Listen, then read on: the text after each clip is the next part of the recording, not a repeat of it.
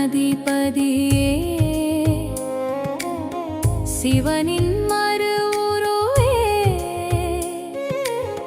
கஷ்டங்கள் தீர்த்திடுவாய் கடைக்கண் பார்த்தருள்வாய்